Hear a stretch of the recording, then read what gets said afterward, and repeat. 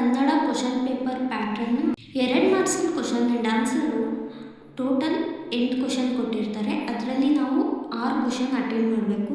ಅಲ್ಲಿ 12 ಮಾರ್ಕ್ಸ್ ಆಯಿತು. ಪದಗಳ ಅರ್ಥದಲ್ಲಿ 12 ಪದಗಳ ಅರ್ಥ ಕೊಟ್ಟಿರ್ತಾರೆ. 8 ಪದಗಳ ಅರ್ಥ ನಾವು ಬರೀಬೇಕು. ಒಂದೊಂದು ಪದಗಳ ಅರ್ಥಕ್ಕೆ ಅರ್ಧ ಮಾರ್ಕ್ಸ್ ಕೊಟ್ಟಿರ್ತಾರೆ. ಅಲ್ಲಿಗೆ 4 ಮಾರ್ಕ್ಸ್ ಆಯ್ತಲ್ಲಿ. ಟಿಪ್ಪಣಿ 3 ಮಾರ್ಕ್ಸಿಗೆ ಕೊಟ್ಟಿರ್ತಾರೆ. 6 ಕ್ವಶನ್ನಾಗೆ 4 ಕ್ವಶನ್ನು ನಾವು ಅಟೆಂಡ್ ಮಾಡಬೇಕು. ಅಲ್ಲಿಗೆ 12 ಮಾರ್ಕ್ಸು. ಸಂದರ್ಭ 3 ಮಾರ್ಕ್ಸಿಂದು 6 ಕ್ವಶನ್ ಕೊಟ್ಟಿರ್ತಾರೆ. 4 ಕ್ವಶನ್ ಅಟೆಂಡ್ ಮಾಡಬೇಕು. ಅಲ್ಲಿಗೆ 12 ಮಾರ್ಕ್ಸು.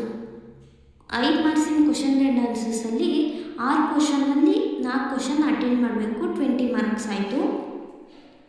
ಮತ್ತು 10 ಮಾರ್ಕ್ಸಿನ ಕ್ವಶನ್ ಆ್ಯಂಡ್ ಆನ್ಸರ್ಸಲ್ಲಿ 3 ಕ್ವಶನ್ ಕೊಟ್ಟಿರ್ತಾರೆ. 2 ಕ್ವಶನ್ ಅಟೆಂಡ್ ಆಗಬೇಕು. 20 ಮಾರ್ಕ್ಸ್. ಅಲ್ಲಿಗೆ ಟೋಟಲ್ ಎಲ್ಲ ಸೇರಿದರೆ 80 ಮಾರ್ಕ್ಸು.